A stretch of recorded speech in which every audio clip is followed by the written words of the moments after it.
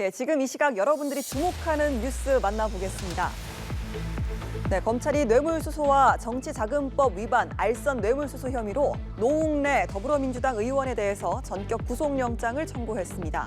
검찰은 노 의원 자택 압수수색에서 3억 원을 발견하기도 했는데요. 윤석열 정부 들어 현직 국회의원에 대한 영장 청구는 처음입니다. 장효인 기자입니다. 검찰이 노웅래 더불어민주당 의원에 대해 뇌물수수와 정치자금법 위반 등 혐의로 구속영장을 청구했습니다.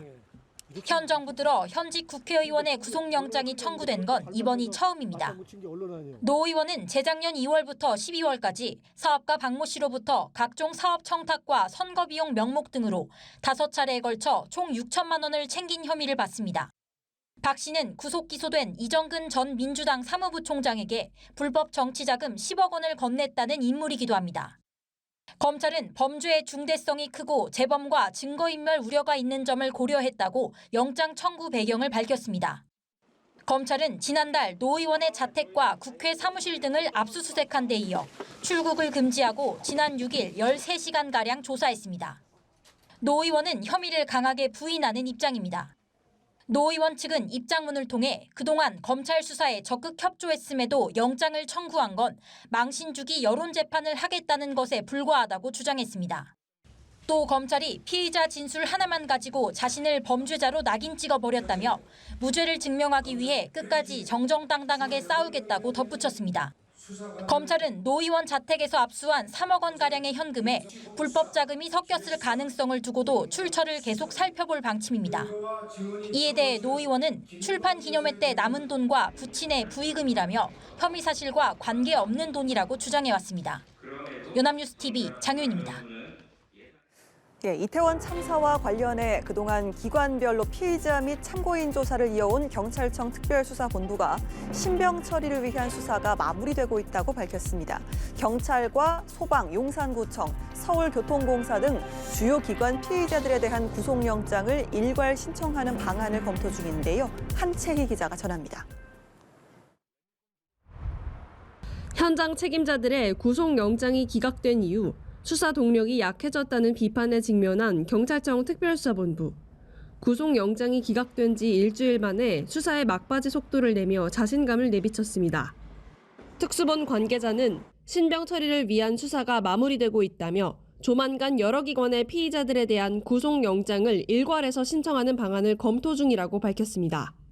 경찰뿐 아니라 소방당국과 구청, 서울교통공사 소속 피의자들이 대상입니다. 특수본은 이임재 전 용산서장에 대한 구속영장도 다시 신청할 방침인 가운데 허위 공문서 작성 혐의를 추가할 수 있을지 법리를 검토 중입니다. 이와 관련해 이 전 서장의 도착 시간을 앞당겨 문서에 기재한 용산서 직원 A씨도 입건됐습니다. 참사 당일 A씨는 이태원 파출소로 동원돼 용산경찰서에 상황 보고서를 쓴 최초 작성자입니다. A씨는 보고서에 이 전 서장이 밤 10시 17분쯤 현장에 도착했다고 적었지만 이 전 서장은 그로부터 48분 뒤인 밤 11시 5분쯤 도착했습니다. 이미 구속된 피의자 등도 검찰에 넘겨집니다. 지난주 증거인멸 교사 혐의로 구속영장이 발부된 박성민 전 서울청 정보부장과 김진호 전 용산서 정보과장은 구속 송치되는 한편 용산서 정보과 직원은 증거인멸 혐의로 불구속 송치될 계획입니다.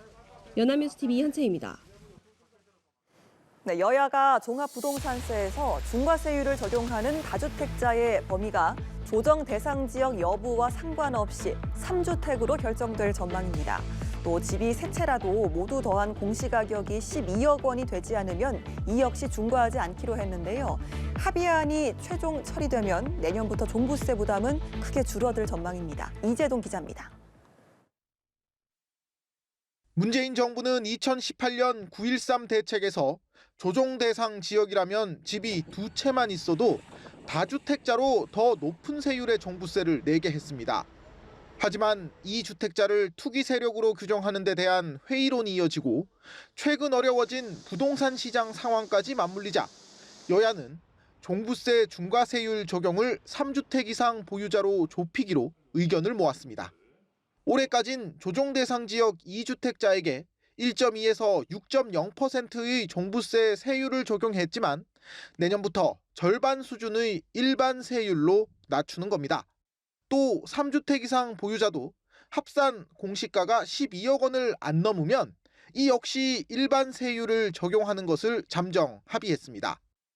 종부세에 관해서는 현재 이견 조정이 저희들이 원하는 부분 다 소화는 못시켰지만은 상당 부분 접근이 돼 있는 상태에서 최종 마무리 접점을 조금만 찾으면 된다 하는 정도로 대화는 있었습니다.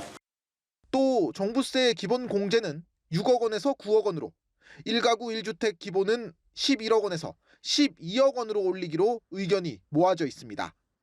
이 경우 올해 122만 명인 주택분 종부세 과세 인원은 66만 명대로 줄고 4조 1천억 원에 달했던 세액 역시 줄어드는데 서울 주요 아파트들의 경우 가구당 20에서 40만 원 안팎의 세금이 줄어들 것으로 추산됩니다. 다만 3주택 이상 보유자 대상 중과세율 인하는 낮추는 것 자체는 어느 정도 합의를 이뤘지만 그 폭을 놓고 이견을 보이는 상황입니다. 연합뉴스TV 이재동입니다. 네, 다음 뉴스입니다. 전국 휘발유 평균 판매 가격이 1년 6개월 만에 리터당 1,500원대로 내려왔습니다. 최근 국제유가가 지속적으로 하락세를 보이고 있기 때문인데요. 정부는 37%에 달하는 유류세 인하폭을 내년부터 단계적으로 축소하는 방안을 검토하고 있습니다. 김종력 기자입니다. 서울 강서구의 한 주유소. 아침부터 차량이 몰려듭니다. 휘발유를 리터당 1,400원대에 판매하고 있기 때문입니다. 네, 제가 운전을 많이 하고 다니는데 주유소 다니다 보면은 휘발유 가격이 많이 내려왔다는 거를 체감하고 있습니다. 12일 기준 전국 휘발유 평균 판매 가격은 리터당 1,578원. 전국 휘발유 평균 판매 단가가 리터당 1,600원 아래로 내려간 것은 지난해 6월 이후 1년 6개월 만입니다. 이는 지난달 초 배럴당 92달러였던 두바이유가 72달러까지 내려오는 등 최근 국제유가 하락의 영향입니다. 그러자 정부는 이에 맞춰 유류세 인하폭을 단계적으로 축소하는 방안을 검토하고 있습니다. 정부는 그간 국제유가가 급등하자 총 3차례 유류세를 인하했고 7월부터는 역대 최대 인하폭인 37%를 적용 중입니다. 유류세 인하로 올해 1월부터 10월까지 교통, 에너지, 환경 세수가 9조 4천억 원으로 지난해 대비 34% 감소한 만큼 유가 안정 추이에 맞춰 세금 감면을 줄이겠다는 겁니다. 다만 현재 휘발유보다 비싸게 팔리고 있는 경유에 대해서는 인하폭을 당분간 유지하고 상대적으로 가격이 안정된 휘발유부터 인하폭을 축소하는 방식을 택할 것으로 보입니다. 연합뉴스TV 김종력입니다. 네, 어제 코로나19 신규 확진자는 25,667명으로 집계됐습니다. 그제의 절반 수준이지만 일요일로만 보면 석 달 만에 가장 많았습니다. 방역당국은 청소년이 성인보다 오미크론 변이에 취약하다며 백신 접종에 참여해줄 것을 권고하고 개량 백신 접종 대상을 12세 이상으로 확대했습니다. 차승은 기자입니다.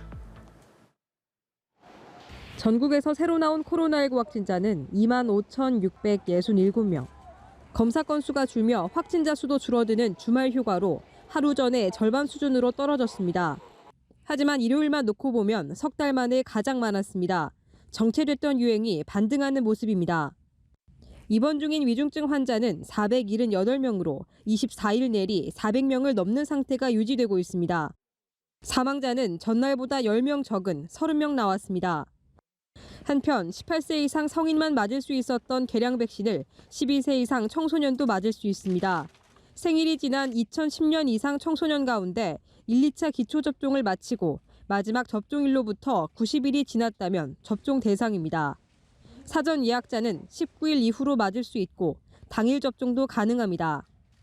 방역당국은 청소년이 성인보다 오미크론 변이에 취약하다며 백신 접종에 참여해줄 것을 권고했습니다. 청소년은 오미크론 변이주에 3 내지 5배 더 쉽게 걸리고 두 번째 감염 위험이 성인보다 1.8배 높으므로 특히 비만이거나 만성 폐질환, 심장질환, 당뇨 등을 앓고 있는 고위험군 청소년은 접종에 적극 참여해달라고 당부했습니다. 연합뉴스TV 차승은입니다.